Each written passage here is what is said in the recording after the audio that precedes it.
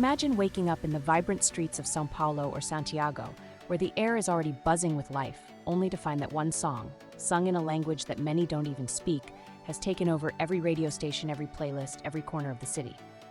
This is not just any song. This is Ho Ho, the electrifying title track from BTS Jimin's second solo album, Muse. It's a song that has transcended borders, languages, and cultures. And in doing so, it has set an entire continent on fire. The story of WHO in South America is nothing short of a phenomenon. When Jimin released Muse, no one could have predicted the storm it would unleash.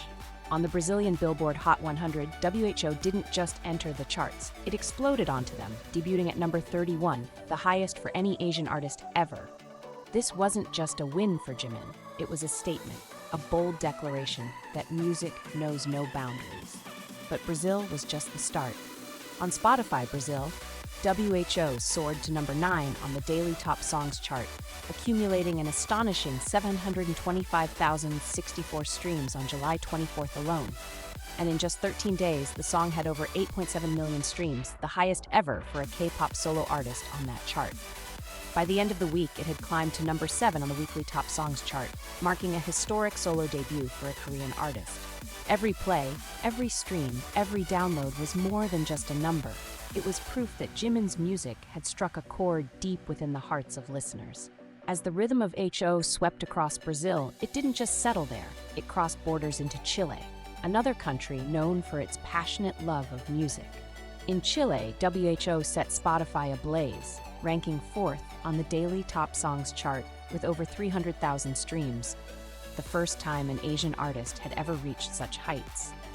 The song's impact was so profound that it debuted at number 12 on the weekly top songs chart, eventually rising to 4th place.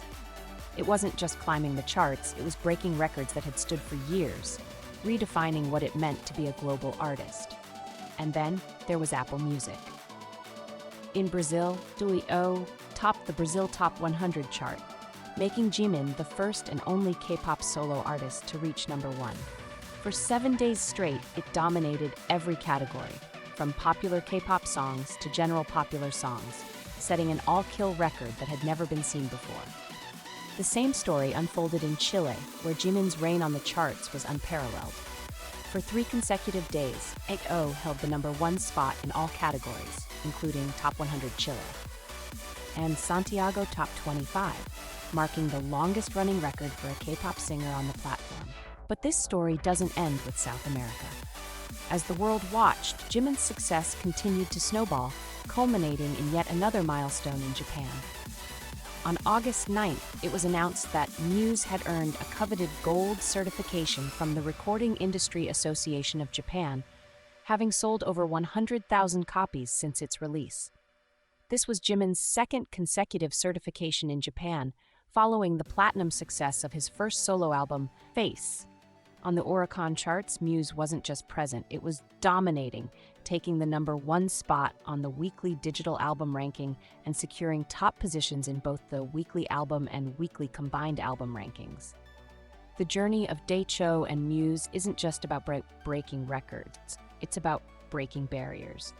Jimin's music has reached into the hearts of people who may have never heard a word of Korean before, yet they find themselves moved, connected, and empowered by the emotions in his voice, the stories in his lyrics.